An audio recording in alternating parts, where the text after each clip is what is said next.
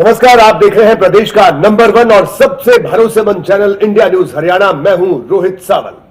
हमारे खास कार्यक्रम सामना सवालों का में आपका स्वागत है और आज हमारे तमाम सवालों का सामना करेंगे हरियाणा सरकार में कैबिनेट मंत्री ओम प्रकाश धनखड़।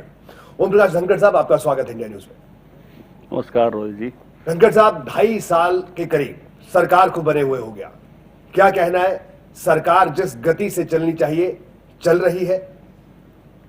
मैं कहूँगा कि जो काम बहुत सारे लोगों ने दो पारी खेलकर भी नहीं किया जी, वो काम हमने आधी पारी में किया है। शिक्षित पंचायतें, सक्षम पंचायतें, अब समर्थ पंचायतें, गौरवपूर्ण हरियाणा जिसमें ग्राम गौरव पट लगाते हुए हैं, पूरा टोटली ODF हरियाणा जिसमें एक भी लोग बोतल लेके बाहर नहीं जाता हो, बेटियों की संख्या बढ़ना, गांव में सचिवालय बनना, अटल सेवा केंद्र बनना। मैं किसी एक विभाग से शुरू कर रहा हूं जी। आप कहेंगे कि पिछले 10 साल का इस विभाग का काम और ऐसे कुछ मैंने, और अभी हम चौधरी छोटूराम ग्रामोदय योजना जो लेकर आ रहे हैं जी, हमारी कोशिश ये है कि हर गांव तक कम से कम इतने विकास कार्य कराएं कि 1 करोड़ रुपया हर पंचायत तक पहुंचाते हुए। पूरा स्वरूप बदला है हमने ग्रामीण हरियाणा का जी। और पूरा देश उसकी तरफ देख भी रहा है, अनुकरण कर रहा है। बहुत सारे राज्य उन क्वालिफिकेशंस को लेकर आ रहे हैं, उस बदलाव को समझ रहे हैं। हमारी 5 यूनिवर्सिटी ने सर्टिफिकेट कोर्स शुरू कर दिया है हमारे पंच सरपंचों को और ट्रेंड बनाने के लिए जी, अच्छा करने के लिए, कि जिससे वो अपना बेस्ट दे सकें।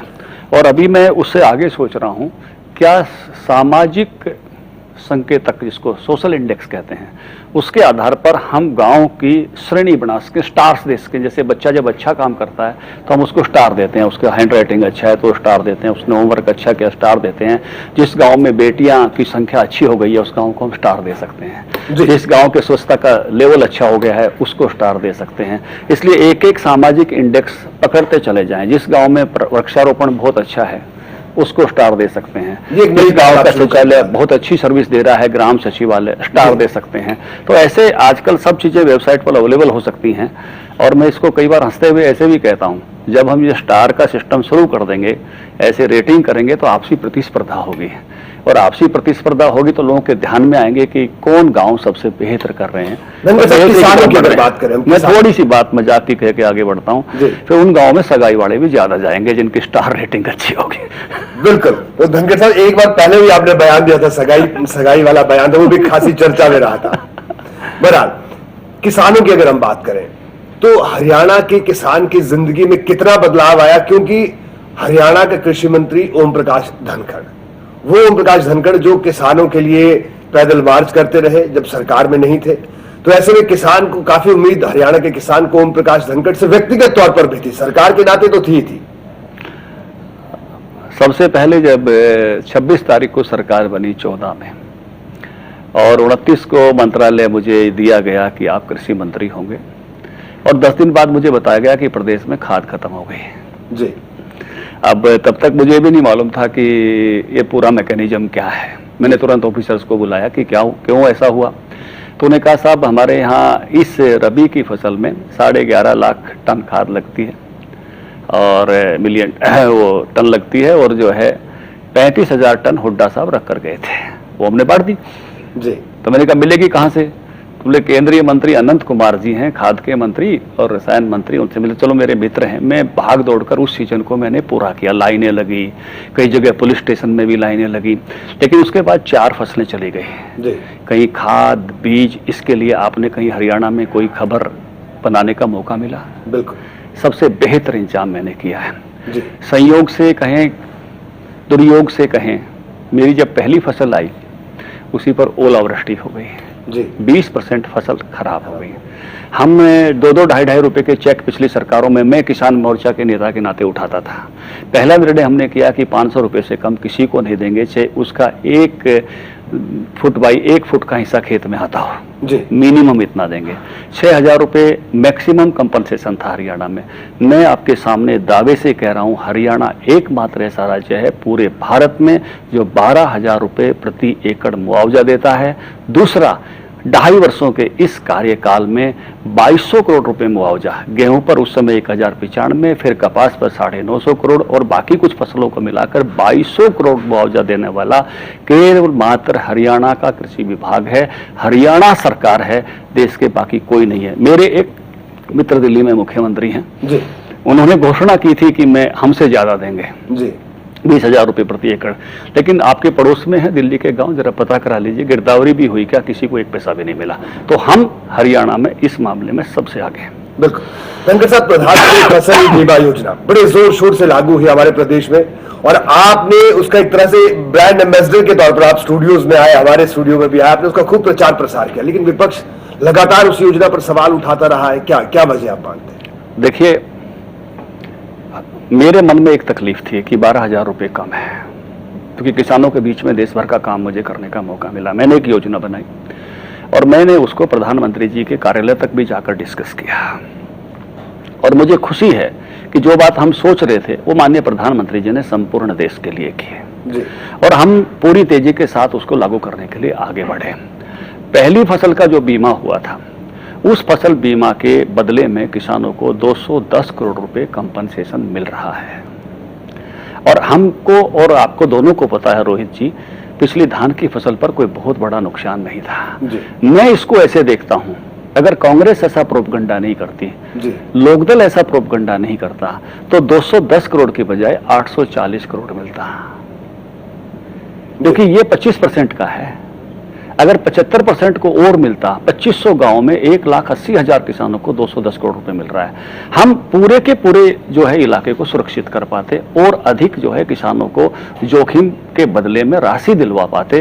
ये बहुत बेहतरतम योजना है और सभी किसानों को इसको अपनाना चाहिए और जब से ये शुरू हुआ है तो बाकी सबको भी अब इसका भरोसा हो गया है। कल ही एक गाँव में, मैं 25 तारीख को एक गाँव में जाने वाला हूँ, वहाँ के किसानों को 25 लाख रुपए कंपनसेशन मिला है और वो इसलिए मुझे बुला रहे हैं कि गांव में कार्यक्रम में मैं जरूर आऊं, जिससे बाकी किसान भाई भी जागरूक हों। हमारे मुख्यमंत्री जी ने हमने 12-12 लाख के चेक बांटे हैं, हम सोच नहीं सकते थे। 6 लाख का चेक किसानों को दिया है, 4 लाख से ऊपर के चेक दिए हैं, 3 लाख के चेक दिए हैं, हम 12,000 के मुआवजे में वो नहीं दे सकते थे। बिल्कुल, ये जो योजना है ये किसानों के लिए वरदान है, समस्त किसान भाइयों ने इसको अपनाना चाहिए। धनखड़ साहब, एक पानी की हमारे पूरे प्रदेश को और हम लोगों को भी इंतजार है कि वो पानी कब आएगा, जो हमारा हक है।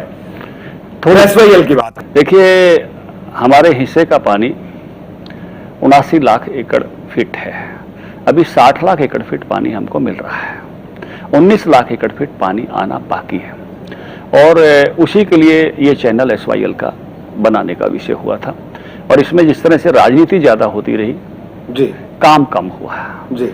अभी सर्वोच्च न्यायालय पूरी तरह से हमारे पक्ष में है, जो स्वाभाविक रूप से हरियाणा के लिए न्याय है, जरूरी है और मुझे लगता है कि इसका इम्प्लीमेंटेशन सर्वोच्च न्यायालय के माध्यम से ही होगा, उसकी हिदायतों से होगा। वो केंद्र को हिदायत करते हैं, पंजाब सरकार को हिदायत करते हैं, हमको कुछ हिदायत करते हैं। मुझे ऐसा लगता है कि इस विषय पर राजनीति दोनों तरफ बहुत हुई है जी, और राजनीति ने भी इसका नुकसान किया है जी। एक राजनीतिक और पॉलिटिक्स हुई जी, एक राजनीतिक नहर बन गई है एसवाईएल। इसमें से अब राजनीति कम करनी चाहिए और सभी दलों को एक साथ मिलकर जो एक समाधान हमको सर्वोच्च न्यायालय के माध्यम से मिल रहा है, उस सर्वोच्च न्यायालय के माध्यम से होने वाले समाधान के इम्प्लीमेंटेशन की तरफ बढ़ना चाहिए। धनखड़ साहब, कुछ और सवाल, थोड़ा हटकर लीग से हटकर सवाल। 2.5 साल पहले जब चुनाव हुए तो आपने हलफनामा दिया, उस हलफनामे में आपने अपनी संपत्ति को डिक्लेयर किया और 2.5 साल सरकार बने हुए हो गए। जो रिकॉर्ड हमारे पास है, जो रिकॉर्ड उपलब्ध है, यानी पब्लिक डोमेन में जो रिकॉर्ड आपने दिए है, वो संपत्ति आज भी उतनी की उतनी है। जबकि अमूमन तो ये कहा जाता है कि जब कोई आदमी मंत्री बन जाता है तो उसके हाथ तो ऐसी जादू की छड़ी लग जाती है कि उसकी संपत्ति तो बढ़ती है और उनके आसपास के लोगों की भी बढ़ जाती है। देखिए, मेरी तो आर्थिक तौर से नुकसान हुआ है जी। नुकसान इस रूप में मैं कह सकता हूं कि मेरी एक दुकान चलती थी जी। मैं एक बैटरी इन्वर्टर की एक डीलरशिप चलाता था चरखी दादरी में, आदित्य पावर और फ्यूल के नाम से। जब से मंत्री बना हूं तो मुझे उसको बंद करना पड़ा है जी। मेरे पिताजी प्रैक्टिस करते थे चरखी दादरी में, वैद्य थे, अच्छे वैद्य थे। अब उनकी भी हमने प्रैक्टिस बंद करवानी पड़ी है, क्योंकि इस अवस्था में उनको अकेले वहाँ हम नहीं छोड़ सकते, वो भी मेरे साथ रहते हैं।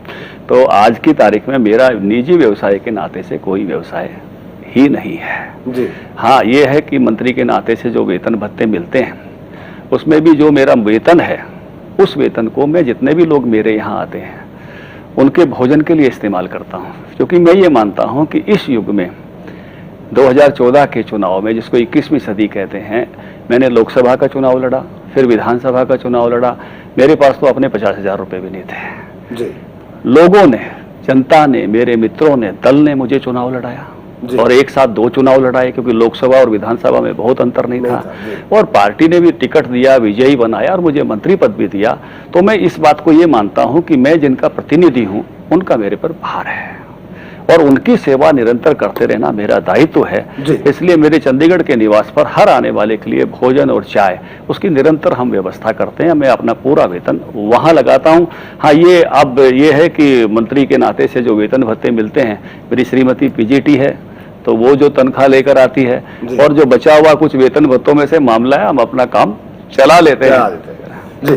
धनखड़ साहब, अगर व्यक्तिगत संघर्ष की बात करें, पूरा प्रदेश ओम प्रकाश धनखड़ को या देश आपको जानता है, किसान नेता के नाते किसान मोर्चा का काम आपने लंबे अरसे तक देखा, लेकिन आज आप कैबिनेट मंत्री हैं, संगठन में बड़ी जिम्मेदारी राष्ट्रीय स्तर पर भी आपने निभाई, लेकिन यहां तक पहुंचने का जो संघर्ष था, उस संघर्ष को किस तरह से देखते हैं? आज यहां पर पहुंच के अगर पीछे पलट कर देखते हैं तो किस तरह से देखते हैं? देखिए, मैं ये मानता हूं कि गीता में कहा है कि कर्म, विक्रम और अक्रम, ये मनुष्य की यात्रा है। और जो भी व्यक्ति जीवन में अपना विक्रम खोज लेता है, उस व्यक्ति को जीवन में ज्यादा कर्म नहीं करने पड़ते हैं और वो अक्रम तक की यात्रा भी कर सकता है। जैसे हम सब लोग कोई भी काम करते हैं तो उसको कर्म कहते हैं।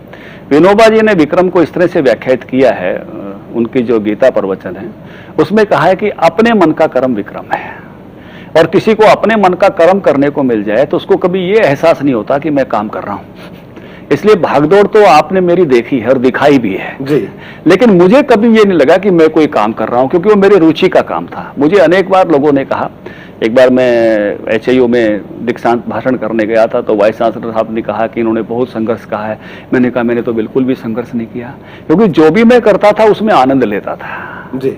इसलिए आप अपने मन का कर्म करते हो तो वो आपका विक्रम होता है, तो उसमें आपको संघर्ष महसूस नहीं होता, उसमें से आप आनंद महसूस करते हो। और आपके माध्यम से मैं सभी युवाओं को ये कहना चाहता हूं, अपना विक्रम खोज लो, जिंदगी भर आनंद के साथ काम करोगे। हर किसी को अपना विक्रम खोजकर उस पर आगे बढ़ना चाहिए और कर्म से चल के विक्रम तक होते से जाते हुए अक्रम तक की यात्रा करनी चाहिए। अक्रम क्या है वो भी मैं आपके माध्यम से बताना चाहता हूं। अक्रम यह है कि जब आपको कुछ भी काम नहीं करना पड़े, आपकी इच्छा मात्र से काम होने लग जाए। अब ये कैसे होता है?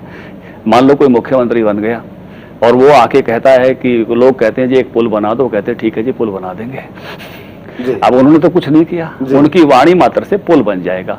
कोई बहुत बड़े संत बन गए और वो आकर प्रवचन करते हैं और वो शिष्यों से कहते हैं कि इस शहर में भी, गुड़गांव में भी अपना एक आश्रम होना चाहिए।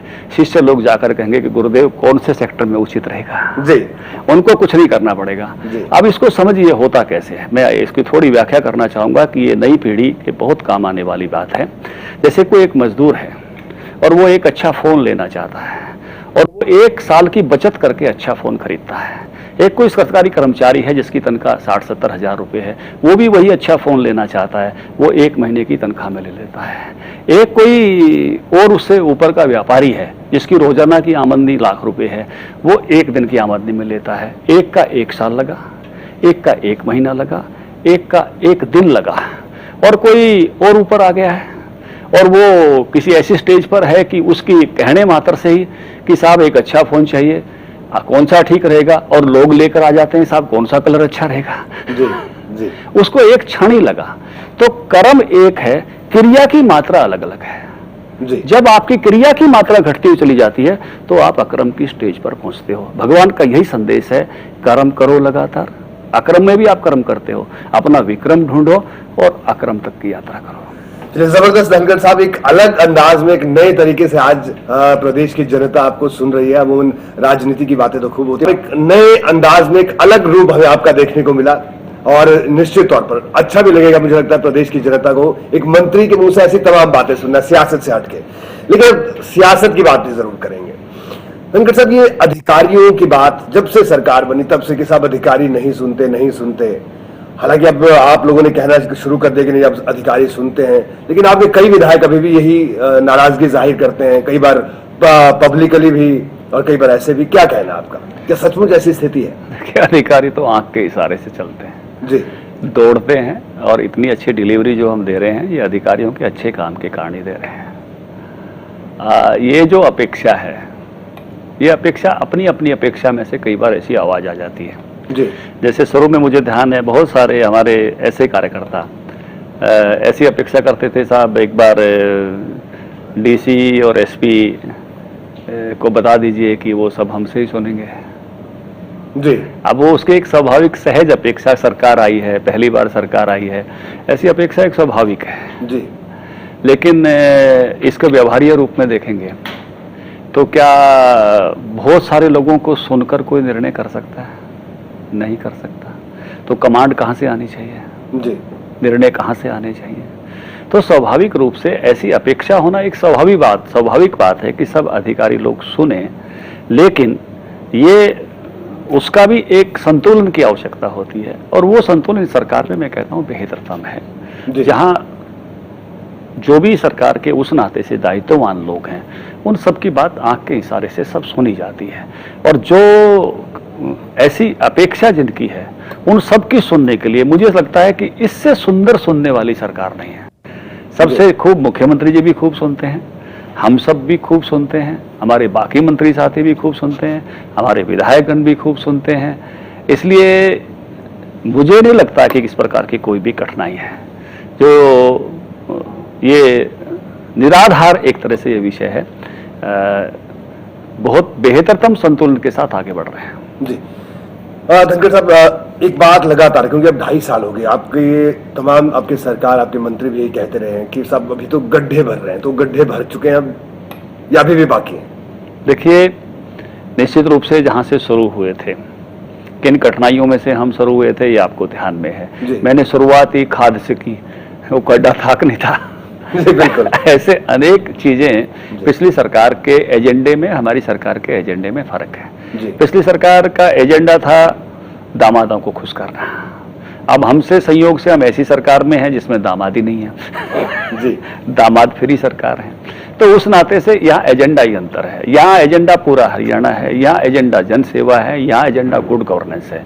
गुड गवर्नेंस के बहुत सारे काम नहीं हुए, नीतियाँ इस तरह से बनाई जाती रही कैसे कुछ लोगों के फेवर में हों, या जिनके लिए फेवर देना है उनके लिए नीतियाँ बने। इसलिए उनको लगातार सुधारते और बदलते हुए जाना, और लोक हित के लिए चीज़ों को बदलाव करते जाना और बेहतर करते जाना, मुझे लगता है उस सब के परिणाम अब लोगों के बीच में हैं और लोग उसकी खुशी महसूस कर रहे हैं। धनखड़ साहब, आप संगठन से एक लंबे अरसे तक जुड़े रहे, इसलिए ये सवाल आपसे कर रहे हैं।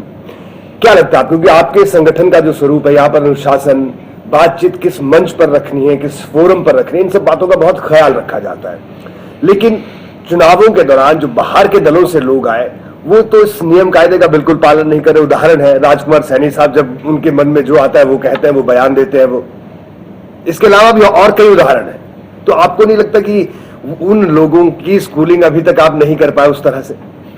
देखिए, बिल्कुल जायज सवाल है, और निश्चित रूप से बीजेपी की संगठना में जो पले बढ़े लोग हैं, वो पले बढ़े लोग उस मर्यादा को, उस अनुशासन को समझते हैं, और जो उस प्रोसेस में से अभी जिनको और गुजरना है, मैं कहूँगा सबको समय लगता है उस प्रोसेस में से गुजरते हुए, तो वो भारतीय जनता पार्टी के संस्कार के साथ उस तरह से काम करते हुए आगे बढ़ें।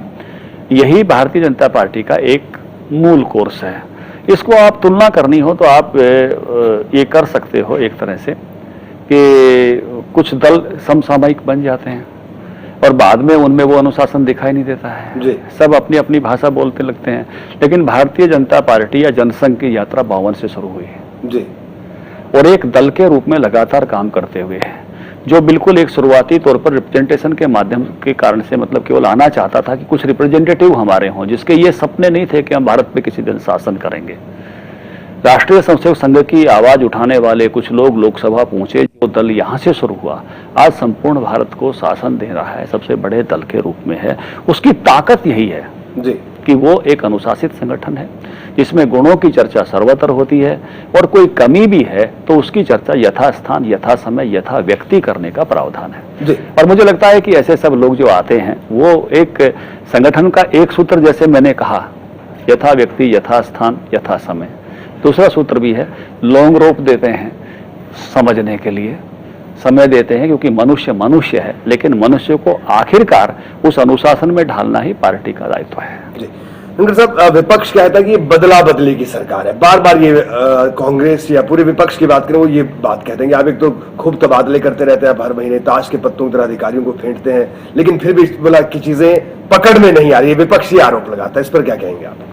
देखिए, बदली हमारी सरकार का एक पॉजिटिव एजेंडा है जी। कंप्यूटर से हमने बदलियां की हैं और उसका हमको यश मिल रहा है। जी। इसलिए कोई हमको बदले की सरकार कहे तो कोई दिक्कत नहीं है, हम स्वीकार करते हैं, उसका स्वागत करते हैं कि हाँ, हम अच्छे के लिए सिस्टमेटिक ढंग से और बेहतरी के लिए बदलियां हमने की हैं। और बदली जो सबसे बड़े डिपार्टमेंट थे उनकी बदलियों को हमने एक सिस्टम में ढाला है, उससे सरकार की प्रशंसा हो रही है। जहां तक बदले का विषय है तो कोई व्यक्ति किसी के यहाँ व्यक्तिगत रूप से खिलाफ नहीं है, और इस सरकार की पर्सनैलिटीज में भी आप देख सकते हो। आप एक बार निगाह मारोगे तो शायद कोई मीडिया का व्यक्ति भी ये नहीं कहेगा कि हमको किसी से कोई व्यक्तिगत ईर्ष्या है, द्वेष है। इस सरकार में किसी को नहीं है। जब पिछली सरकार के समय जो सवाल खड़े हुए हैं, उन सवालों का उत्तर खोजना क्या हमारा दायित्व नहीं है? जी, पिछली सरकार के समय में जो सवाल खड़े हुए, उन्हीं सवालों के जवाब ढूंढने के लिए जांच कमेटियां बैठाई गई। जी, हमने नहीं खड़े किए, उनकी सरकार के समय खड़े हुए, मीडिया ने खड़े किए, उस समय के ऑफिसर्स ने खड़े किए। जी, हमने वो चीजें कुछ सीबीआई को सौंपी हैं, हमने कुछ आयोगों को सौंपी हैं, और उनके जब उत्तर आ रहे हैं, जब हमारे सामने ये भी कहा गया, जब सवाल खड़े हुए तो हमने जब विधानसभा में इनको उठाया तो सबने कहा कि जांच करा लीजिए। जी, अब जब जांच हो रही है तो कोऑपरेट कीजिए, दूध का दूध पानी का पानी होने दीजिए। अब उसको आप बदले के रूप में परिभाषित मत कीजिए। ये एक प्रोसेस है जो आपने ही कहा था, सवाल हमने नहीं खड़े किए। अभी तो उन्हीं सवालों का उत्तर खोजा जा रहा है जो सवाल आपके जमाने में उस समय खड़े हुए थे। उन सवालों की खोज के लिए जांचें हो रही हैं।